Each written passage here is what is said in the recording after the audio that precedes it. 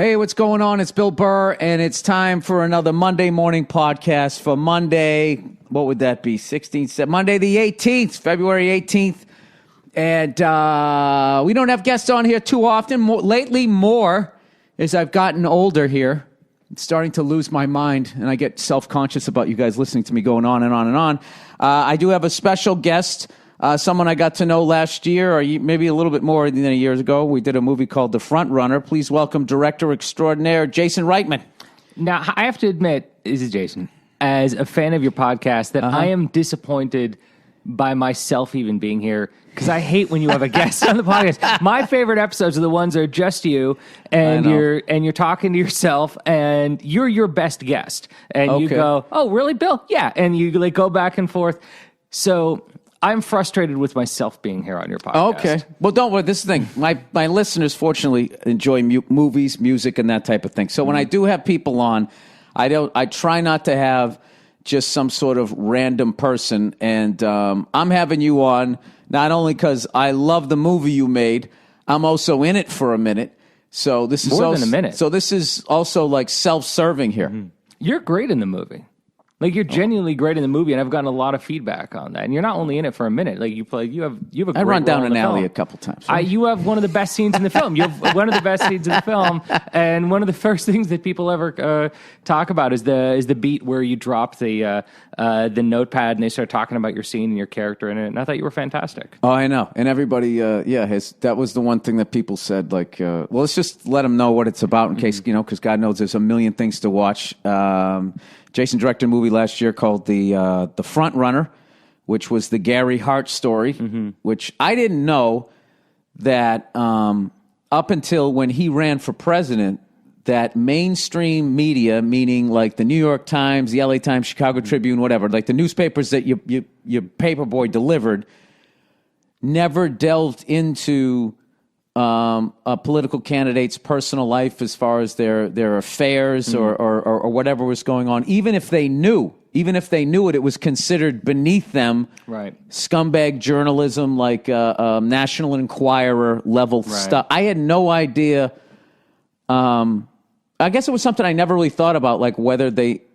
Because growing up, I felt like the only person who ever did it was JFK, because that's what you always heard about him. Heard about him, Marilyn Monroe. Yeah, but you never heard about anybody else, so I just sort of assumed that, he screwed around. There was a couple of legendary guys that screwed around so much that everybody kind of knew. So I thought that. So I guess I kind of thought that screwing around was sort of a new thing. Right. Or whatever. So, isn't that how we feel about sex in general? I mean, as we get older, we realize that, that's right, more people are probably pervs than we thought, and more people cheat than we thought. And you go back in history, you go, people have probably been doing these things since the dawn of man. I remember when I was really young, I was taking drum lessons from this guy, and he was 70 then, and I was like 18 or 19, and I was taking drums. He's an old big band drummer, and he started telling me stories one time. He was like, "Oh yeah," he goes, I knew this woman. She had green eyes, man. She was crazy. I used to bang her in the park up against a tree, and I was like, listen to this shit. This is back a drum lesson. I know. Well, we got to know each other after a while. We'd hang out and stuff. So he didn't give a shit. He told me, because I was fascinated with his life, because I wanted to, on some level, it's like, wait, this is what I knew. I wanted a fun job, and I knew I loved drums, but I didn't have it. I was like more like dad rock band sort of talent level, but I didn't know that at that point. And I was fascinated because he had lived that life. He went through the whole big band era and all of that, and watched that go away and how he dealt with it and all that stuff. But he used to tell me these stories, and I remember I looked at him like, you did that? Like, what was that? Like the 1930s? Yeah, 1930s, 1940s. I'm like, you did that? And he goes, let me tell you something, kid. He goes, every generation thinks they're the first generation that ever fucked. And I never forgot that. Well said. Yeah. I love the wording on that too. That's perfect. Yeah, but then of course you go back and if you the Romans, Greeks, and all that stuff, you realize it seems like it was like nothing happened. Like nobody had sex between the Romans and the Greeks, right? Up until Woodstock, right? Is kind of how it goes. So anyway, what's his face? Gary Hart has an affair with Donna Rice, and the Miami Herald decides to cross that line, and ever since then, we now have what we have now, where they just delve into everybody's life and sports now with like social media. I just thought it was just the way you did it. It was just such a great story, considering everything that's happening now. Like almost like everything's out there now. To go back and kind of be like, this was sort of like the first, like, I can't even say leak in the dike. This was just the thing that kind of blew it open. Yeah, no. And by the way, I didn't know this stuff either. I'm not exactly a student of history. I'm a student of movies. I like movies, and I didn't know the story, and I frankly didn't really know who Gary Hart was. I was probably 10 when this happened. Yeah. And there was a Radio Lab, not to plug a different podcast, sorry. But that's all right. I don't care. Radio Lab. Listen to Radio Lab, everybody. Did a piece on this story. Matt Bai had written a book about Gary Hart, and that really was my introduction to the story.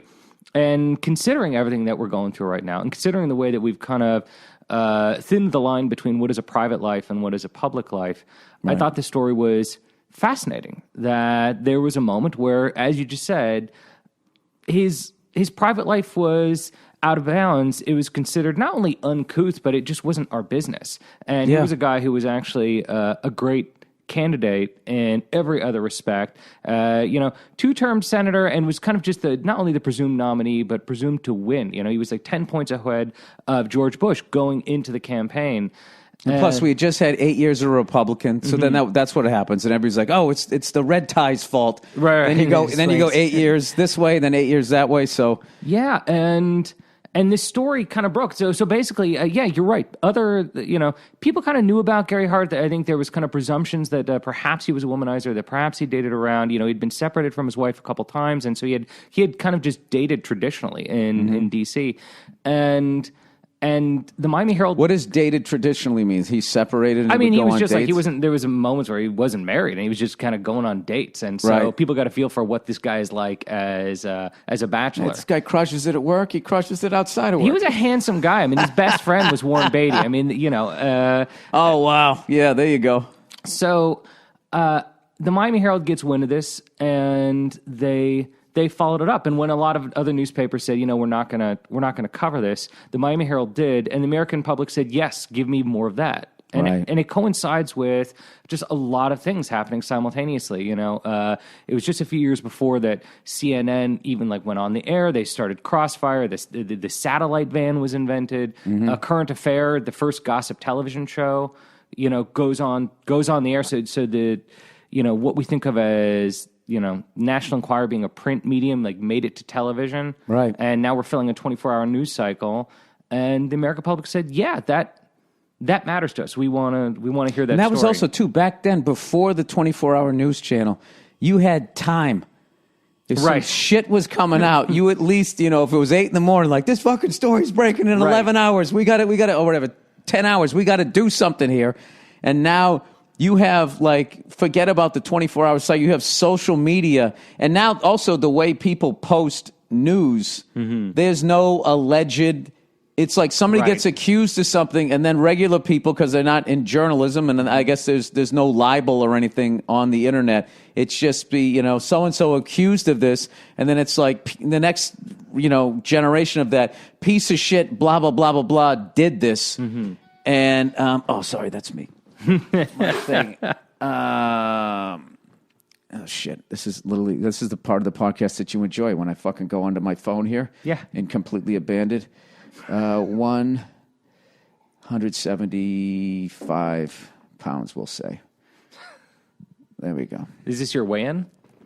No, I'm doing Santa Barbara tonight, and I'm flying the helicopter up with my instructor, and I thought we were only going to get the 2-seater. Now the 4-seater became available, so I'm asking if my buddy can go along. So he just needs to know how many is there going to be and how much he weighs, because it's all weight and balance. Wait a second. Anytime you rent a helicopter or take a helicopter, you have to admit your weight? Does that fuck with people? Yeah. You know what? It's funny, because especially in this business with entertainers. Yeah. Because I had a buddy of mine, and he goes, and he was sort of fat at the time, fatter than he wanted to be. Right. And he goes, dude, I'll be like 190 by the time we fly. I think he was over 2 bills, and he didn't want to admit it. And I just said, dude, this is not a time to lie. So he came back. He's like, 206, but I'm going to be in the 190s by the time we fly. It's like, great, just don't gain any more weight or whatever. And what they do is they'll just adjust like 5 pounds up or something like that, I would think. And they're moving weight around the helicopter to balance it, left, right, top, bottom, and then how much fuel you can have. Like there was some kid who was inexperienced or whatever, and he filled up the thing that I was. I'm going to fly the R-44, so it's a 4-passenger. When you have a 4-passenger, I mean, unless you have kids, I haven't flown this thing much. I'm just repeating what people told me. You never fill both tanks up full because you just have too much weight. And you won't be able to get lift. And I don't even know how this guy even got into a hover, but somehow he did, and he took off. And then it just becomes this thing where you're just pulling too much power, and you start descending, and then your brain tells you pull more. What you actually want to do is try to level out. What he probably should have done was something called a running landing, which is sort of sliding into second base, which he did not do, and unfortunately, it didn't end well that day. So that's why he's asking how many more. It's only one. Only one is not a big deal. And also he's like $175, so it won't be a problem, but it will definitely, I would think he wouldn't top off both at this point, but it's not that long a flight. My DP is a pilot. My cinematographer is a pilot. A lot of my camera crew are pilots. Right. And on Up in the Air, which we did with American Airlines, they took the whole camera team down to Dallas at the end of the shoot. And they have, I guess, this warehouse where they have a cockpit simulator for every plane they have in their fleet. Wow. And so they just start putting them into planes. And these cockpits are real. I mean, they're completely outfitted. They cost millions of dollars. Right. And they're so good that if you get certified on the simulator, you are ready to take passengers up in the air. Like, there is no in between. As soon as you're certified on the simulator. No, what I don't understand about that is how do they duplicate the feel of whatever you're flying, and how do they duplicate like turbulence? And then not only that, no matter what, you're not going to die in that thing. Right. So you've never had to mentally try to keep your shit together. Well, I'll speak to So I would that. think you have to go up with somebody. You got to. I don't think they go, all right, buddy. So Here's your Space Invaders fucking certificate. Eric says, my cinematographer, Eric, he said he's never sweat more in his life. He said, you forget that it is fake the moment it is happening. Because it's on a gimbal. Wow. The whole thing is shaking the whole time. The whole thing can rotate and move and shake. They got screens all around. So all you see is what you would be normally seeing outside the window. I got to do that. And what they did is they were just fucking with them the whole time. So with each one of the guys on my camera team, they would just throw everything at them. Microbursts. Yeah, you say, your left engine's out. A bird just went through your other engine. There's a tornado coming. They gave everyone the Sully route to see if they could. No one could. Everyone was just crashing in the river. Oh, God. Yeah. Oh, that's in Dallas, huh?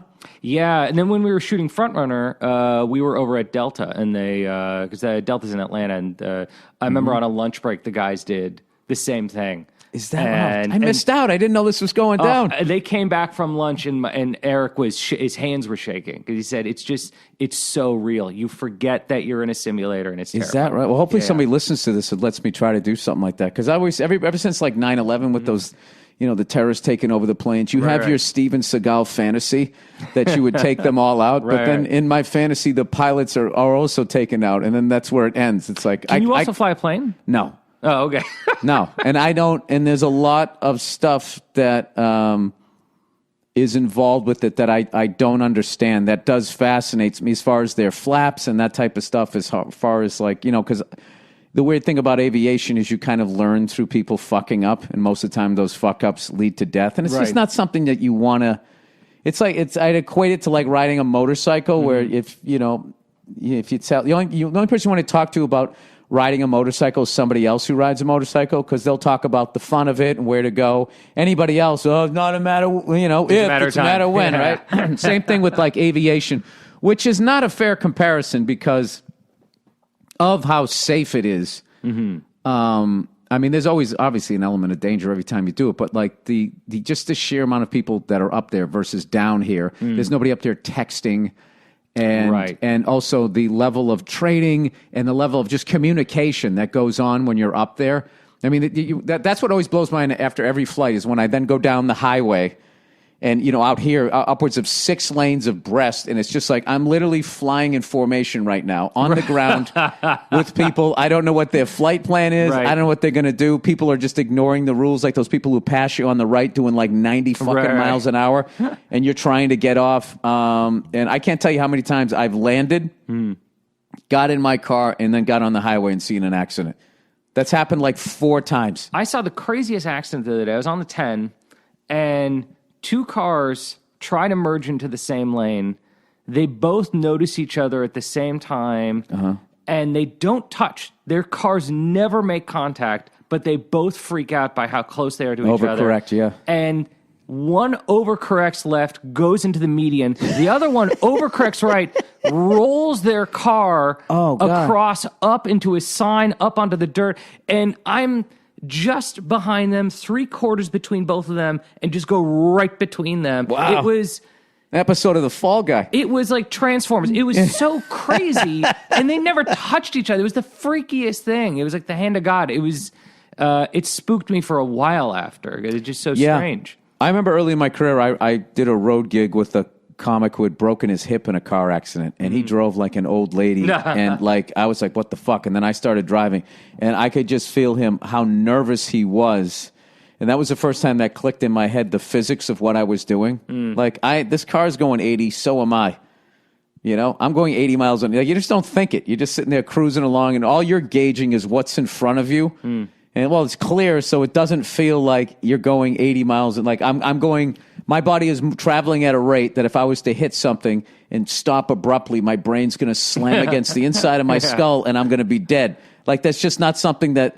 I think, and this happens in aviation too, when guys get higher and higher hours, is you get that false sense of safety. Like what I heard in ground school was the most dangerous pilots were the people with very few hours and then people with a ton of hours. Right. Because then they would get lazy with their pre-flight, because they never had an engine failure. Never, it's fine.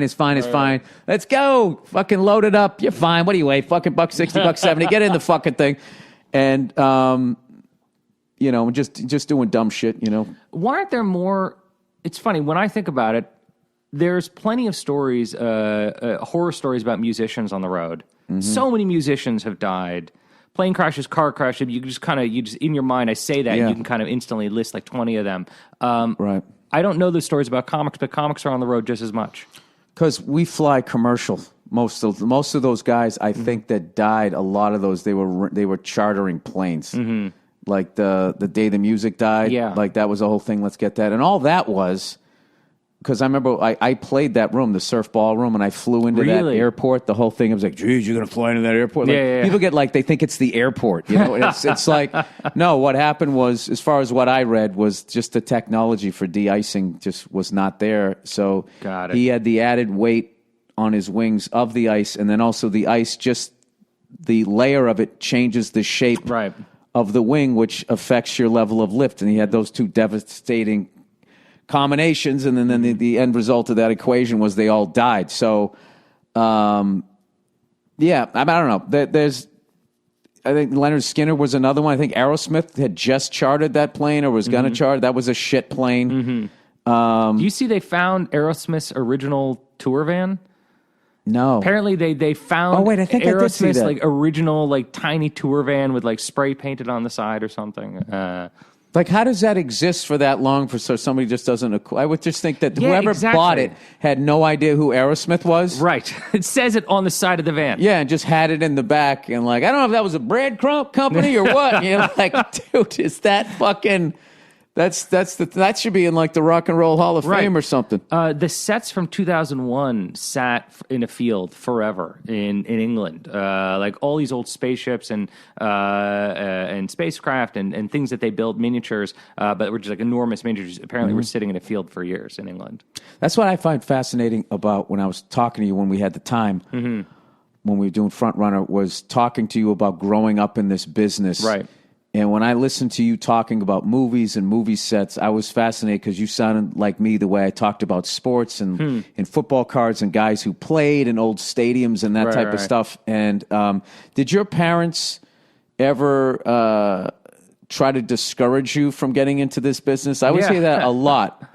because I don't think I would do that to my daughter, because I just look at it like this is an incredibly fun business. It's really hard and it's very competitive, but so I think if you're going to try to get to the top of any business, you're going to deal with that same thing. It's not like trying to become the greatest oil man or politics or the best lawyer. I would think that all of that becomes cutthroat the higher up you're going up the mountain. So, I mean, if you're really into this this business, I mean, I just, plus I also don't think it's as bad as it used to be, as far as now with like all of this the power that the individual has on social media, that if somebody is a creep, because that was the big thing, especially if you had a daughter, you're not getting into this business. Yeah. Casting couch, all of those horror stories of that shit. Now I think it's I've just declared on my podcast that it's okay now. Oh, okay. That's what I good did. to know. I just decided. Yeah, that's how I do it. I mean, honestly, I think the rejection, the potential for rejection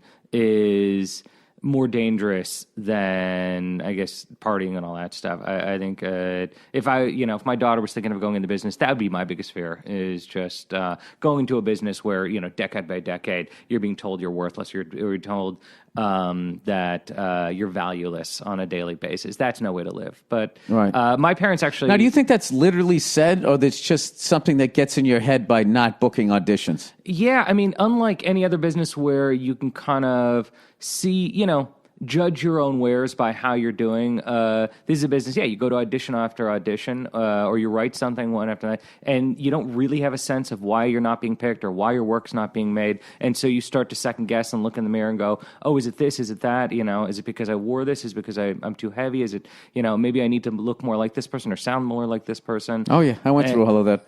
I think that's the fork in the road where you can really go into a deep depression, which I did, or you can grow from it, where you just go like, you know what? Fuck this. This is what I do. This is what I look like. And that's how, once I went to that mindset, this is what I do. This is what I look like. If you want to book me, awesome. If you don't, I understand. There's all kinds of beautiful people really out healthy, there. But you've always, I mean, one thing I've learned from listening to your podcast, though, is that you have, and I'm not sure if this developed earlier or later, but you have a strong sense of self-reflection. And you probably don't like me saying this, but I think you're incredibly thoughtful when it comes to that, and really healthy. Easy. Compliments are not allowed on this. Yeah, podcast. I know. I'm sorry. I know what you mean. I appreciate. No, I do. Nia's telling me I have to get better at doing that. So thank you. I appreciate it. But I went through in the okay. So when I started, the look was. It was just the post-'80s, but that look was still around. The sport coat with the Miami Vice colored T-shirt and the sleeves pulled up a little bit. And I remember my mother got me a sport coat to wear on stage, and I knew it would look good, but I didn't think I was good enough to wear it. So I don't know if that's the Catholic guilt or whatever. So I never wore it. She got me that. That's great. It's fucking hilarious. I didn't think I was good enough to dress like a hacky fucking road comic. Because at that point it was like 93 and 94, so that look was way out. And like, is that jacket like still at your folks' house? Or I'm trying to think where that. I think I might have that one. That might be at my parents' house, or it was given away or something. But then the grunge thing came in, so everybody had to have their shirts untucked. And then the late 90s was a real moose era. There was a lot of mousse in the hair. Oh, got it. And I remember, that was back in the days of the black and white photos, right? Mm-hmm. So I had booked a little bit of acting work early in my career. And if you're young and you book anything, I booked a commercial or something like that, all of a sudden they're just like, oh, Jesus, well, this must be the next young horse we can ride. Yeah. So they started, I had a little buzz, new guy in New York, whatever. So I would hand out, they handed out my photos. And this is back when I had hair. And with the mousse in the hair, my hair looked brown. So on some lower budget shit, they would bring me in for like the lead or something. And there was sort of an unwritten rule that redheaded males are just, you're not the lead, you're the friend. So I would walk in, prepared like the 3 scenes or whatever. And they'd come walking in, their face would drop, be like, okay, we're just going to do the first scene. And that happened a million times. And I'd be like, but I prepared all 3. No, buddy, we're just, Maybe if you read for his friend or something. And it was funny because I never quite got frustrated because I knew what was going on. I figured it out after a couple times of that happening. Like, oh, I get it. I look like fucking Ron Howard, and they think I'm not this guy. And I just always had in my head, eventually I'm going to get that part. But my goals were all stand-up related anyways, and I knew that my stand-up was going to lead to me meeting someone like you and hopefully getting a part in a movie. So that's what I ended up doing. I just focused on stand-up and stand-up and stand-up and stand-up, and then eventually I pushed through, and I think I would say Vince Gilligan was the first guy with Breaking Bad. I finally got to play an asshole. That was amazing. I got to play an asshole, and what I liked about playing that asshole was I had Huel, so I didn't have to act tough. Right. It's like, I got this guy, so I just had to be the reasonable guy. Like, come on, man, this guy's going to get upset. Just fucking That's sign funny this that you thing. should say that. I remember actually on set, because there's a dynamic that was in my head, and I think that's often happens. The director has something in their head, but they're not communicating it enough to the actors or whoever. And I had this dynamic in my head of what you and Steve Zissou were to each other. Right. And I remember the moment where you suddenly got why I thought the two of you would be great together. Like why I thought this was like an interesting comic pairing as two people at a newspaper who worked together. Right. One guy your character who had actually done a lot of undercover work and was kind of more tough as nails, but also maybe talking it up a little too much. And then the other guy who had never been undercover, had never done any type of investigation, and what that work would be like together. But I was a fun guy to be that guy, like saying that he did more than he did. Yeah. Because I go the other way. I underplay, and I'm telling you, that comes from where I was born in the world. Growing up just outside of Boston, Massachusetts, looking the way I did with fucking orange hair and shit. The move was underplaying, self-deprecation, make fun of yourself before it was on you, make the bigger kids who can beat the shit out of you laugh so they like you. And in that moment when they're going to beat somebody up, they look at you and then move on to the next kid. That's what it was all about, was just getting it off of me. It was like, what was that game? The Wonder Ball. When you were a kid, the Wonder Ball goes round and round, just making sure when that song ended, you weren't holding it. Yeah, you weren't holding the ball. So, what's funny? In my school, the redhead guy in my class was the tough guy. His name was Paris Cronin. He was the son of the lead singer for REO Speedwagon. And, oh my God.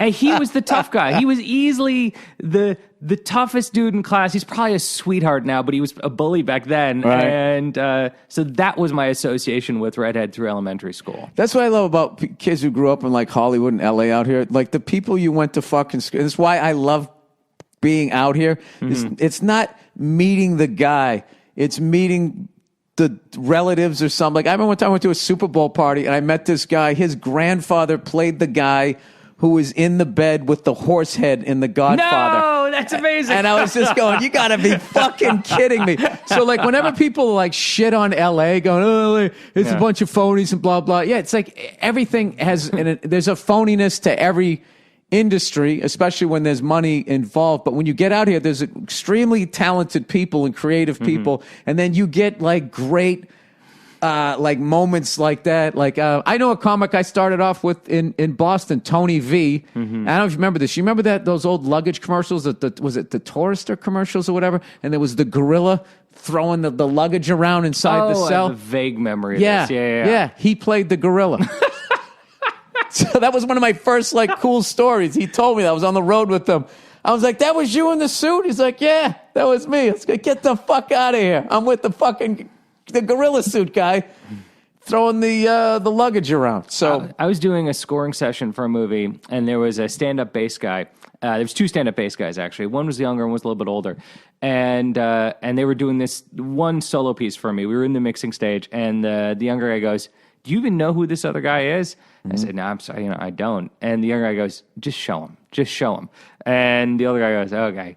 And he starts going, dun, dun, dun, dun, dun, dun, dun, dun, dun, dun, and he had played the opening bass line for Nancy Sinatra's These Boots Were Made for Walking. Get the fuck out of here. Yeah, it was incredible. That was over at Capitol? That wasn't at Capitol. This was on a different movie. We were at Warner at the time. And And it was like, holy shit. And Yeah. I was like, where did that come from? He's like, I was just trying different things out. We tried that and it worked. And it's like, that's one of the most iconic bass lines. Yeah, and you just alive. shook his hand. You shook the hand that played that. Yeah, And then every time. And he just did it for me. It was great. Yeah, and every time you hear it. As always, I go on tangents on here. So, getting back to the movie, where can people see this? Because that was the thing. It came no out. one saw it. Well, it came out in November, but this is the thing, though. It's not like no one saw it. It's just it hasn't been where people are going to see it. And I feel like what I'm starting to realize, as little as I know about this whole movie game, is that people nowadays, like, to get them to go out to theaters, it has to be like a big Aquaman Marvel thing, it seems, or like a chick flick, like that Star is Born. Well, it has to be an event of some kind. Yeah. To get you out. Well, it's expensive. I mean, look, it's going to cost a fortune to go to the movies, and you have to have a real reason. You want to go with people, and now the size of these friggin' flat screen TVs, it's like you really do have like your own movie screen. No one's going to be talking. You can hit pause. So this movie, The Front Runner, is a great one to sit down and watch without, the distractions of going to the movie theater, I think. And what I fucking loved about this movie when I finally saw it was how you don't do that fucking thing that I hate in movies where you lead people around like you have a point I'm trying to make, and and I'm gonna. If you even have half a brain, you know what the point is as the movie's starting, and then you're going to hit me over the head with it for an hour and a half, 2 hours. Your thing is just sort of like, hey, this happened, and you can kind of. It's not. There's certain people that would have done that and been like, and if he got elected, then there's no. Herbert Walker, we're not in Iraq, and all of America works out, and it's just kind of like, no, this fucking happened, and ever since then. All this other stuff has happened, and is this, one of the questions that I was left with that is, does this type of shit make qualified, probably better candidates not run because they have their priorities straight? Like, my family's more important than putting them through this shit, and does it more attract just a singularly focused, almost, I don't want to use sociopath because that's always overused, but like more of a psycho, selfish fucking person where they're going to be like, yeah, fuck, I'm not even thinking about my kids. Well, I want this. If you look at the difference between even like Gary Hart and Bill Clinton, Gary Hart was a guy who said, I'm just not going to dignify these questions with an answer, and Bill Clinton was a fighter. And that's one of the reasons he became president, is because he's a guy who just fought back, whether that's a good or bad quality. But look, I'm not a guy who believes in good or evil. That's not why I make movies. So that's interesting to me. So what is because I often think that, where like with religion that I grew up in, it's like if you do this, and then do this, you're going to hell unless you confess it, and blah, blah, blah, blah, blah, blah, and then you have to be sincere in your confession. But I sit there and I, like, from my religion, I always think I'm going to hell. But then I look at my friends. Right. And we've all roughly, your friends are roughly living the same life you do. I look at them and I think all of them are going to heaven. We're all flawed. And, and look, I love Star Wars as much as the next guy. Like, I love Star Wars, and I look forward to every Star Wars films, and those movies are all about good and evil. And I appreciate superhero films. But, so far the kinds of movies that I've been making have not been about good and evil. They've been about nuance. They've been about people who live in the middle. And frankly, I think that life is more complex than that, and you can't judge any person by one moment. But we are living right now in a time when everyone is judged by one moment. They're judged by 1 millisecond, and you say one wrong thing, and the rest of your life is kind of thrown down the drain, and we lose qualified people because of that. And then I also love people who then pile on and use that person's fuck up is a way to show how awesome they are. Oh, yeah, exactly. Like, the amount of people that have used the victims of sexual assault, the amount of people who have used that as a platform to show how, I hate to use this word, woke they are, and like, look, I'm on the right side of this, and I'm an ally, and all that jargon that has come out of that thing. And you said something earlier about how Gary Hart was, I'm not going to dignify that, and somebody's personal life is none of their business. I have felt that my whole life, and I still feel that.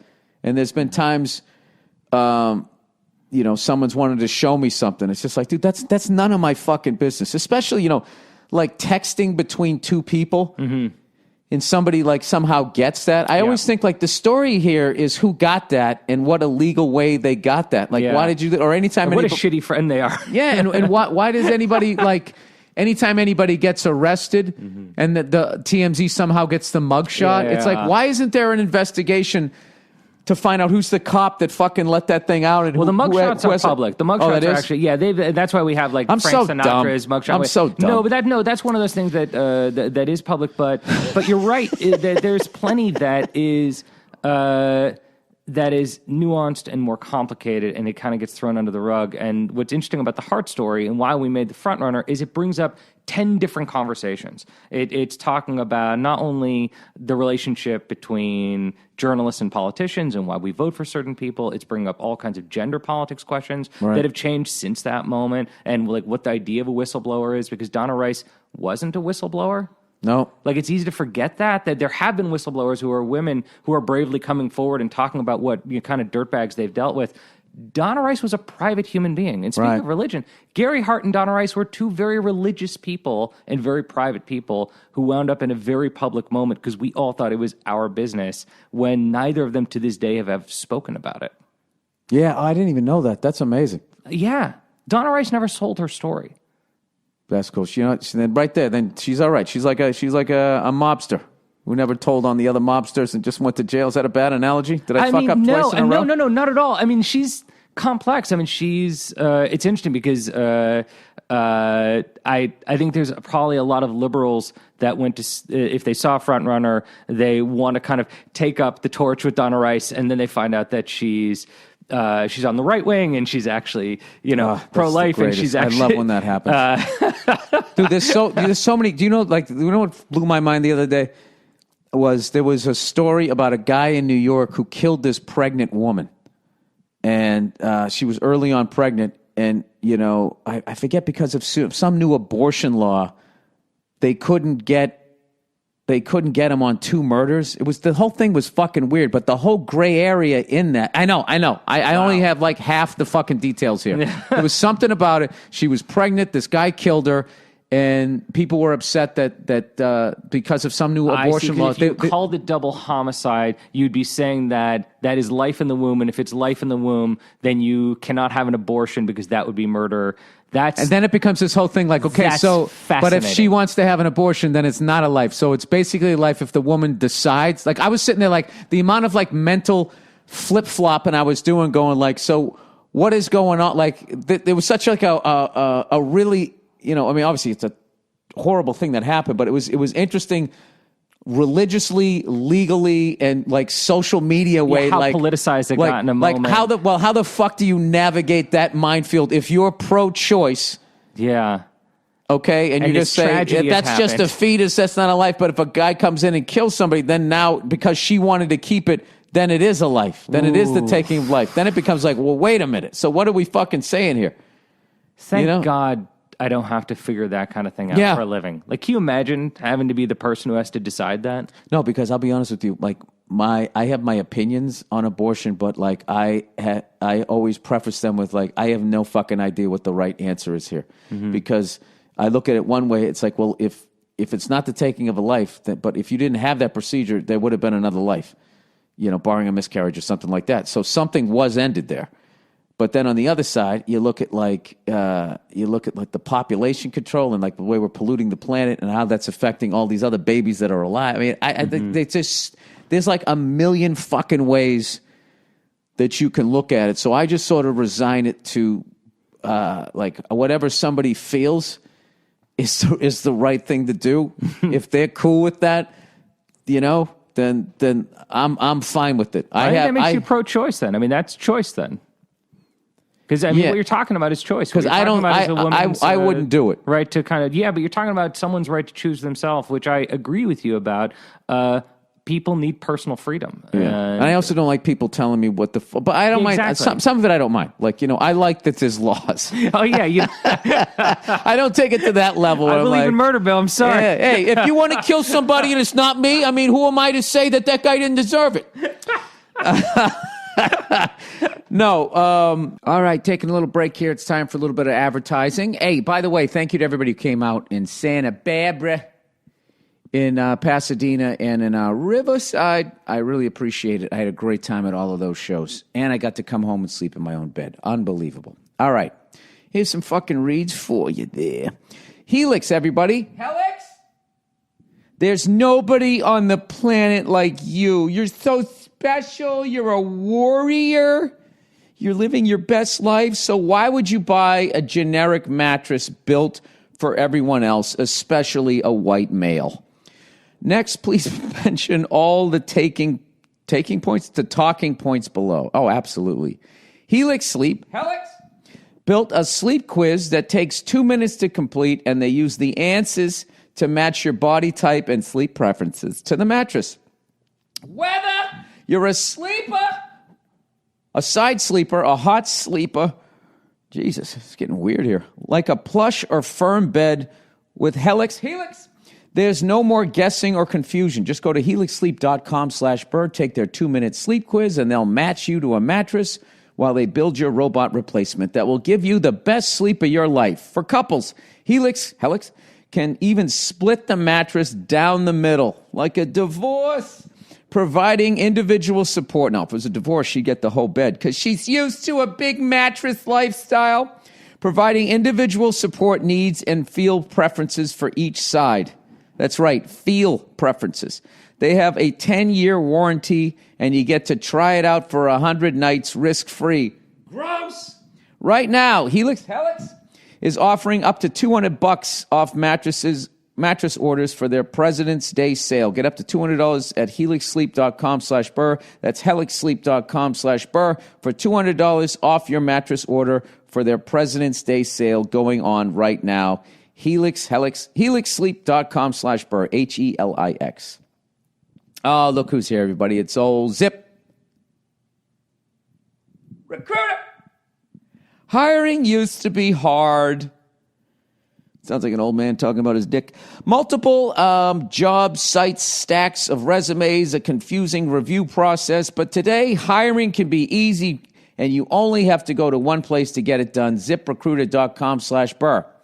Well, old Zip sends your job to over 100 of the web's leading job boards, but they don't stop there. With their powerful matching technology, Zip Recruiter, that was the Marco Polo one, scans thousands of resumes to find people with the right experience and invite them to apply to your job. As applications come in, Zip analyzes each one and spotlights the top candidates so you never miss a great match. Zip is now so effective that 80% of employees who post on Zip get a quality candidate through the site within the first day. And right now, my listeners can try Zip Recruiter for free at this exclusive website address, ziprecruiter.com/burr. That's ziprecruiter.com/burr. Zip Recruiter.com/burr. That was the falling off the clip read. ZIPRECRUITER, the smartest way to hire. All right, movement, MVMT. Now it's time. And now it's time to move on to our all-time favorite underdog success story, evidently. MVMT, Movement Watches, founded on the belief that style shouldn't break the bank. They've sold almost 2 million watches worldwide by bringing quality designs at a fair price. Movement watches are all about looking good while keeping it simple. They don't tell you how many steps you're taking or blow your wrist up with text messages. Parentheses, you up. Oh, the old booty call on the wrist there. It'd be funny if you were rubbing one out and then that came in. It's like, oh, I don't need to do this now. They're not overly intrusive on life with notifications, text messages, emails, etc. They tell time like true classic timepieces should, looking good doing it. Movement watches start at just $95. You're looking at $400 for the same quality from a traditional brand.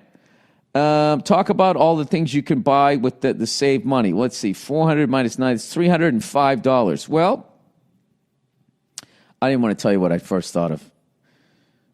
I can't even say that. It was something that was pro-choice that you could pay 3/4 of. Movement has almost 2 million watches in over 160 countries. Get 15% off today with free shipping and free returns by going to movement.com/LZ.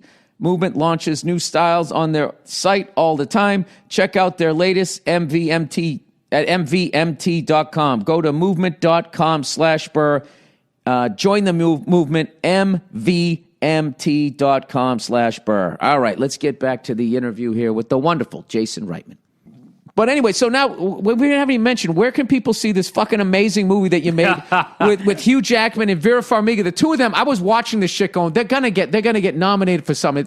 It's a fucking just a weird time in this business where a movie like yours it can slip through the cracks in cinema. But the great thing, though, is it can now be on like a Netflix or something like that. They have a life. And it can explode. So it's not even like, so the jury's still out as far as where it's so it's fucked. available. It's on iTunes. It's on you can iTunes, get the Blu-ray, okay. you can get the DVD, and it's a love letter to 1970s cinema. So if you happen to be, a cinephile like me and you dig that stuff and you dig guys like Robert Altman and Michael Ritchie, I mean, this is a love letter to their movies. There's lots of these crazy long, oneers, and I love those shots because I feel, especially the way people edit now, where they make everything look like the fucking Bourne Identity, which works for the Bourne Identity. But I have this theory that when you edit really quick like that, it's like you're flipping through channels and it makes your brain reset. And where the long holding shots draws you in. Like I kind of learned that when I was first started doing stand-up specials. I would look at the old ones and be like, why does this look so fucking real? And everything from today looks fake. Now, part of it was HD.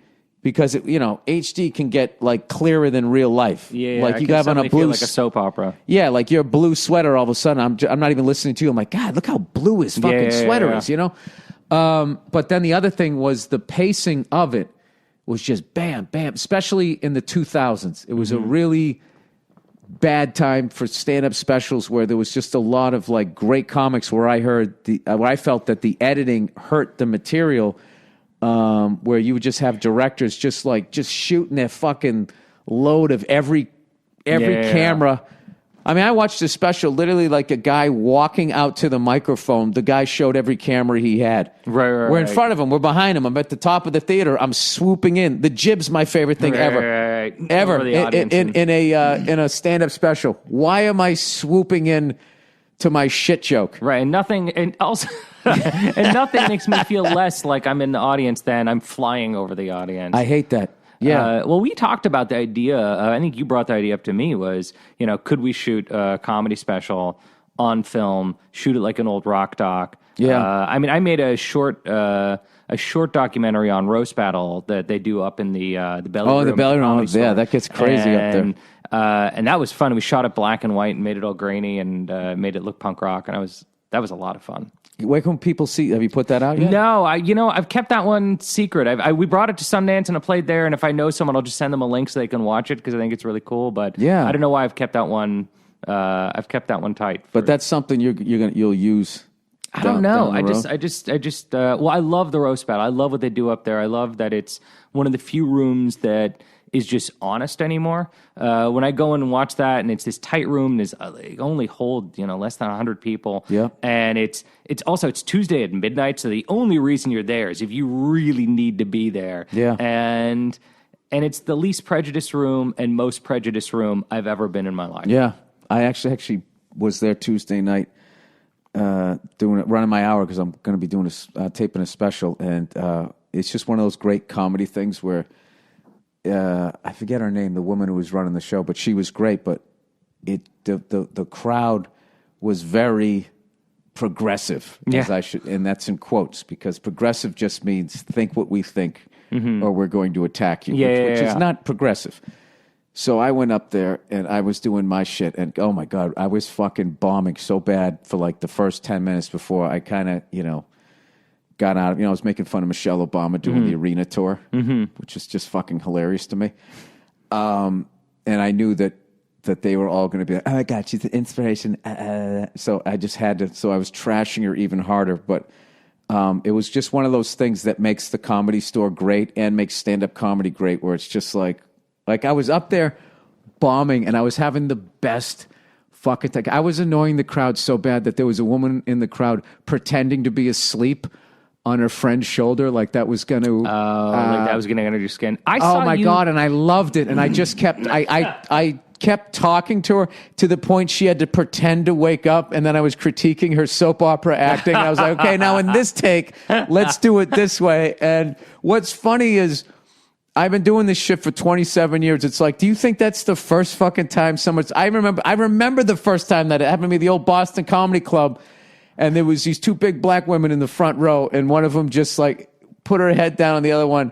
But this is the thing. I was bombing during that set too, but I was bombing in a bad way. I was bombing like I'm not funny. Where the other night I was bombing like you're not receptive to my material, and I know that. So then I'm just gonna go like even harder. I saw you do it before you and I met, and in a moment we should talk about our first conversation when you got to set, because I don't think you knew who I was. I thought you was somebody else. You thought it was somebody. It was kind of amazing. I was so bad. It was amazing. So it made me so happy. You have no idea. So I thought you were going to be like, why did I hire this guy? What a fucking I know. It was spectacular. So I saw you. Do you remember Tig Notaro had a show at Largo? And you did that show. And it was very similar. I mean, it was Tig's crowd, and Tig's brilliant, and her crowd is she's one of my favorites. Yeah, she's one of my favorites. Her audience is obviously going to be very left-wing. And I watched you do this kind of set where you realized, oh, the audience is just so uncomfortable with anything other than left-wing material, and because of that, they don't know if they're allowed to laugh.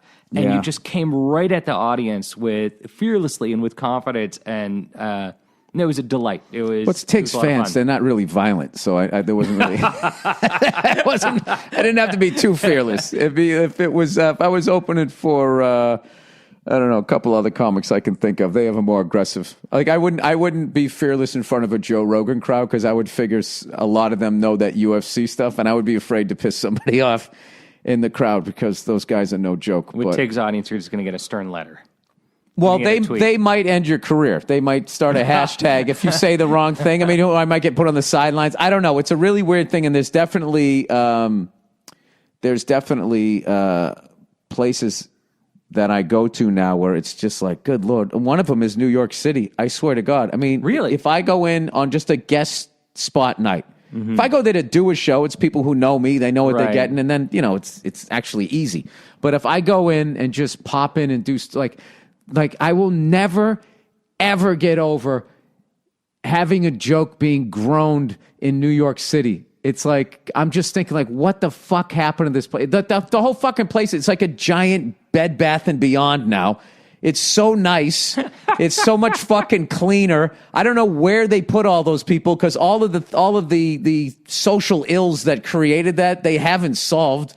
There's still drug addicts. There's still prostitution. I just don't know what rug they swept them underneath to, because I know it exists. But now everybody's walking around in like the fucking Truman Show, and you literally stand on stage. And what fucking blows my mind is, like I always say, I'm 50 years old.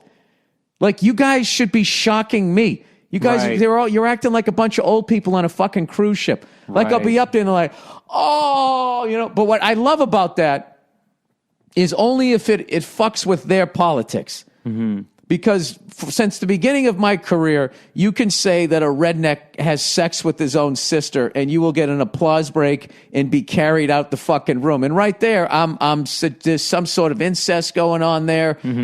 Some sort there is, right? But that's totally fine, because it's those people. You can say whatever the fuck you want about them, but then everybody over here is courageous, and they're a warrior and a fucking, I don't know what else they are. Well, we're missing nuance right now, and we're missing conversation, and it's absolutely good and evil now. It's your side or my side, and there's no real conversation. There's not enough Patrice O'Neil's, because I got to be honest with you, like, if that guy was still around, he was like sort of the comedy bouncer or policeman. And to the point, there was like people who wouldn't work clubs that he was at, and they would say because he's a bully, he's a fucking asshole. And he was actually, he was just trying to make you better.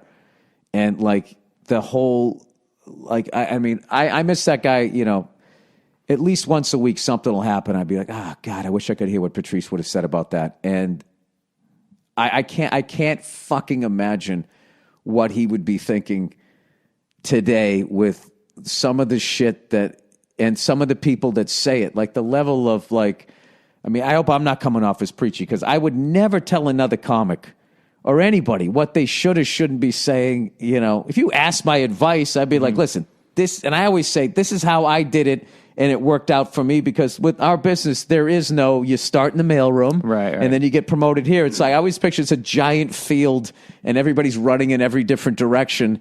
And you see somebody punch through, and everybody's like, "Oh, that's the direction. Run in this fucking direction," you know. So, well, you actually said something that I tell the young filmmakers all the time, writers and directors, and I find that when I meet young writers, directors, and I have to imagine it's the same for comics, that when you're young, you imitate the people that you admire. You know, if you look at my first short films, all you would say is, wow, that guy really wants to be Quentin Tarantino. I get it. You love Tarantino. And after you imitate a bunch of the people that you like, you realize that you've been scared of saying something or writing something or directing something in this way that the back of your head is telling you to do it. Yep. And you're embarrassed of that voice.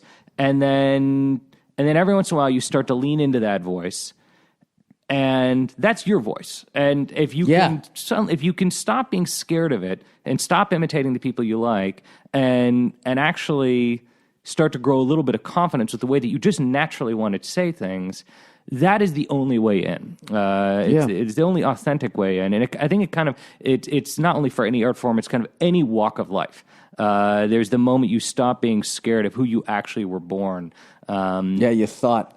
I always said that every comic on an open mic walks in with their voice, and then they get introduced, and in that walk, they proceed to lose their voice and then try to find it. Because you go up there, right, and it's like before you got on stage, I mean, people ask you questions, and you just answer them, or at least amongst your friends, and you're totally yourself. But that is such an outer-body experience. Oh, my God, taking the mic out of the mic stand, and then you're just totally self-conscious, and then it disappears, and then you'll spend the next 7, 8, fucking 20 years trying to find it again. How long did it take you? I would say I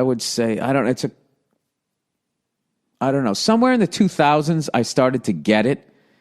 And then but I feel like since like 2011, 2012, I've really been me. Or maybe it's just, but you also change. So a lot of times you look back at yourself 10 years ago and you can't relate to yourself. So maybe I was being me, but that's just who I was then. I don't really know, but it was. How many years though? All right. So are you looking at yourself and you're going, oh, I know who I'm pretending to be? Well, my thing, I started in 92 and my thing was Brian Regan. And then Dave Attell was a huge one. Dave Louie. But I thought it was funny. I didn't really like. There wasn't anything about Louis where like Louis didn't have like this cadence that got into my head. It was more his presence when he came onto the stage. I remember one time, I always tell this story. He went on at the Boston, and it was like fucking like the show was just over. It was like 2 a.m. It was fucking over. Nobody had even gotten a laugh in like 45 minutes. Everybody's just going up there bombing, and he just walked on stage. He has that booming voice. And he did this exaggerated wave, and he just went, hello. I can't even tell how he did it, but it was so ridiculous and exaggerated and silly that he just sort of broke them, and they started like laughing, and then he just went into his shit and immediately started murdering and killing so hard, you would have thought we all did a good job like keeping the show going. Right. And I remember seeing him do it, Chappelle do it, Dave Attell do it, Greer Barnes, all of these guys. And that was the big thing as a comic, being so scared of the Village in the mid-'90s, where it was Giuliani had just taken over, just parked that police truck down in the fucking Washington Square Park. But it's like, it's people like, dealing drugs out front. It was like, the shit that people saw on the way to the show. That's why the groans in New York blows my mind. Because it used to be like, what the fuck can I do to wake these people up after what they just saw on the just getting to this club? But I used to watch those guys and watch them kill after everybody bombed for like an hour, and just 2 in the morning start killing like they were 9 o'clock at night in a perfect spot. And I remember just standing back there going, how the fuck do you do that? Like, how do you get to that level? But anyways, I don't want to be sitting here talking about myself because now your next movie, you're going to be directing the next Ghostbusters. Yeah. Right? So now you're going from this nuance thing that now you got to do this franchise move. By the way, congratulations. I mean, that's a huge one. Well, I mean, and it's not just his last movie. It's the last 20 years of my life. Right. Like any son of any father, I just said, I'm not going to be you. And, went out and became a Sundance filmmaker. I established myself at Sundance. I played that festival many times as short films. I established myself as an independent filmmaker. And that's who I really still see myself. And if you had asked me any time in the last 20 years, are you going to direct a Ghostbusters movie? My answer would have been, no, I'm an artist. Yeah, that's just not who I am. Right. That's my dad. You must have me confused. All that garbage. And I had an idea. I've had an idea actually for a while. It was just a who directed the first one? My father. Your father did. I'm the worst, dude. Like all I know is sports. So your dad directed the first one. Trust me, we start talking sports and I'll sound very ignorant. But has that ever happened before? Congratulations on the Super Bowl. I know that. Oh, thank you. I did a hell of a job watching. All year. Waiting for my ring to show up. But yeah, my dad directed the first and second Ghostbusters. So wait a minute. Did you? Wait, and they recently made another. So this is the fourth one. Yeah, my father produced the one that came out a couple years ago, the one that Paul Feig directed. Okay. So has there ever been in the history of Hollywood a dad who directed the beginning of a franchise and then his son comes along later and directs another one? I don't know. I mean, it's a good question, and I probably should know the answer to this. And there's only so many kind of fathers and sons. So basically, right now, okay, you got Lawrence Kasdan is the guy who wrote Empire Strikes Back, Raiders of the Lost Ark, and was actually a neighbor growing up. And he has two sons, both are directors, John and Jake. Jake most famously directed Jumanji. John co-wrote the Han Solo movie with his father. So you have that. You got. So I saw that one. I saw that on a plane. I really liked that one. Yeah, and then Lawrence and his son write Solo. So you have that father-son thing. Other than that, wait a minute. Now that's going to drive me. Is it Driver? Adam Driver? Oh, Adam Driver. Well, Adam Driver's in the kind of is in this edition of the Skywalker trilogy. That's the one I saw. That's the one Adam I Driver's in Force Awakens. Adam Driver's in Last Jedi. Then you got Carl Reiner and Rob Reiner, but I don't think Rob Reiner ever directed anything that his father established. I don't know. Maybe if like Sofia Coppola does a Godfather movie. I know, but she was in one. She was in the third one, yeah. Okay. So, but when you're doing something that fucking big, like I just can't. Like, how far out do you have to start with to keep that fucking giant pizza dough in the air? As far as like, honestly, the crazy thing is we have no time. I wrote the film in secret with my writing partner Gil Kennan. We wrote it over the last year while we were finishing up Frontrunner. And we turned it in December, and I have to admit my presumption was it was going to be like any studio film that I had heard about where they do years of rewrites and they grind it into the ground and it never happens. And I was kind of fully prepared for this year to be a year of maybe taking a little time off and, doing rewrites on Ghostbusters. And instead, the studio read the first draft and said, yeah, go make it. Wow. So with a very short runway, we're going to be shooting this summer. Good Lord. And coming out the following summer. And how long will it take you to shoot something like that? I don't know. I mean, it'll take us a few months and then we'll be in post. And for the first time, I'll have set pieces with visual effects and I'll be working with a visual effects supervisor and, visual effects houses. They'll be creating ghosts and things like that. Have you ever, when you got into early on in your career as a director, did you ever get into the edit room and realize you didn't have a shot you needed and then like, what the fuck do I do now? I've realized that on every single movie. I mean, you go into every single movie thinking you know how to do this job, and you get to the edit, and it is humiliating and depressing. And you watch that first cut of your movie, and I've had movies that went on to be nominated for Best Picture, and the first time I saw them, I thought, I will never get hired again. No one will ever let me direct a movie again when they see this. Yeah. oh God. I mean, look, the greatest. No, because I comic- always say as like an actor, when I sit there and, when you first start, especially as a comedian, where Yeah. you exist in real time, do 20 minutes and you're done in 20 minutes, to then see how long it takes to get 20 minutes of film is something I got to get into a completely different mindset. And when I saw like all of the shots, not necessarily on your movie, because I thought I liked the pace you worked at. There's been a couple ones that I've worked in where they're shooting so much stuff. I was like, why would they do it? And then I finally just put myself into the director's brain, and I was like, oh, I bet every one of them early in their career went into the edit room, didn't have the shot, and that like fucking haunts them. So I feel like they get in there, they get everything that they want, and then then they start going, okay, all right, how could this fuck me? All right, let's do like a tracking thing and all that type of stuff. So, and ever since I did that, I kind of now, it's like, I understand the madness of it. Because I was doing what most people do initially, was I was in my own head, looking at my own head, like, why isn't this going the way I would do it? Even though I don't understand what's going on. Like, I just recently did an acting gig, and for the first time ever, I don't know what happened. It all came together. Like, I got it. I'm like, okay, they're shooting the master. Now they're doing this over. Now they're going for a 2-shot. And I could kind of, and then I started being like an actor going like, oh, they're not going to be on me. I mean, they're on me, but they're not going to use this. Yeah. So kind of, make sure this is one that they're going to go This to. one counts, So yeah. make sure this and that. I never had that. I was just always out there, paging Mr. Herman. Mr. Herman, you have a phone call at the front. And I would be doing my close-up acting on the fucking wide and throughout the whole fucking thing. And I would be working with these actors going like, this guy doesn't even look like he's fucking trying. Then all of a sudden they'd be over me. And all of a sudden I'm like, who the fuck is that guy? Right? And it's just like, and I was like, what is going on here, man? This guy's like he's like a schizo or something.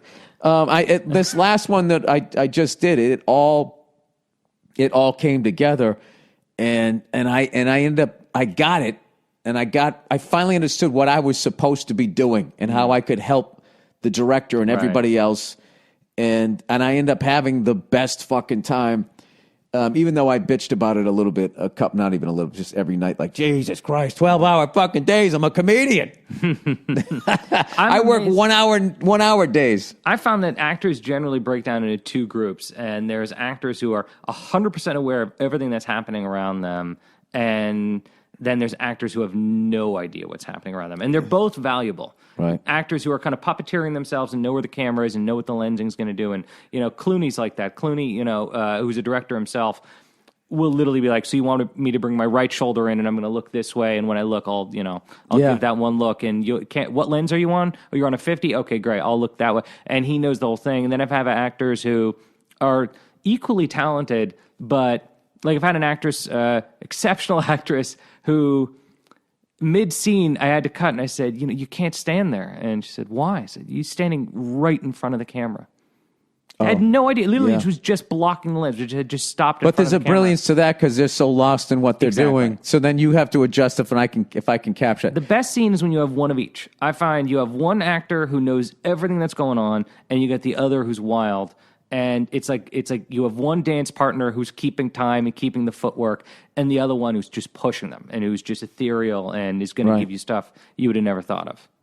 That's man. I probably don't want to know any more of this because then I'll be in my head the next time I do it. But at some point, I want to hang out with you. You got to explain that lens thing because I've heard a few actors. What are you on a 50? All right.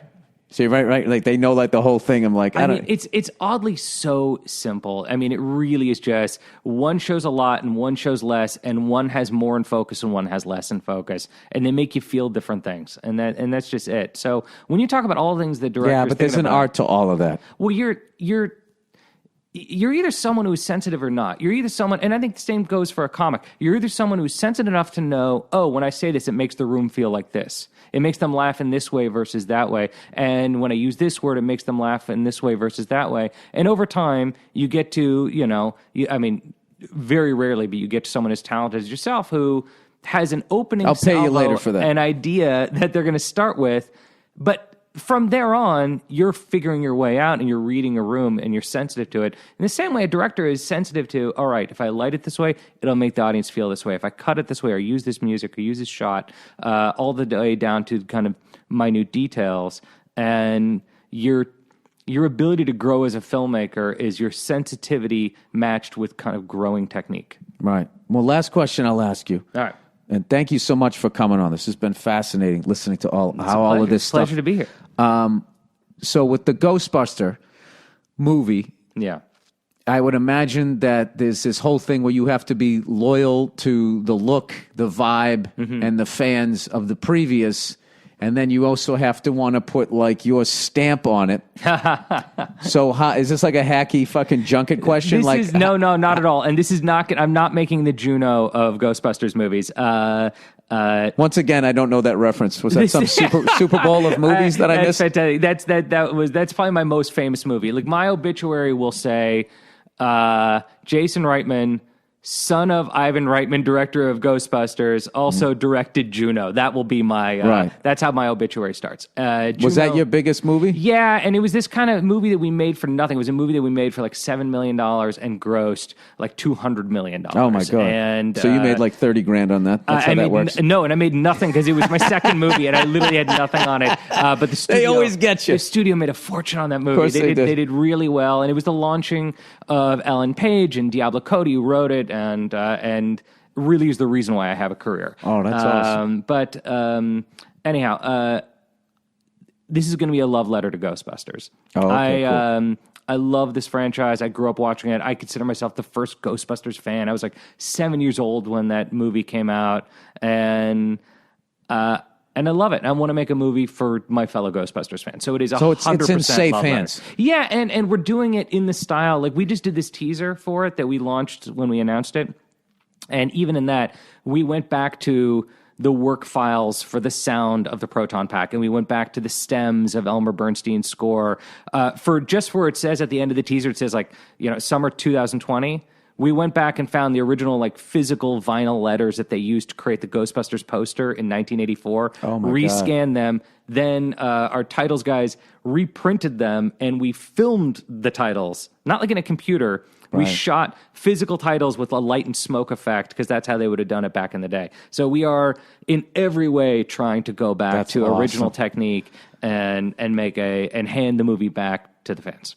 That's awesome. Well, I'm looking forward to seeing that, and everybody can see The Front Runner on iTunes. Where else did you say it was available? I mean, anywhere you would normally go buy a Blu-ray, go watch it on iTunes, and particularly if you're someone who doesn't like being told what to think, here is kind of a rare movie of nuance. Yeah, I love it. All right, Jason Reitman, everybody, thank you so much for being on the podcast. Yeah, indeed. Pleasure. All right, buddy.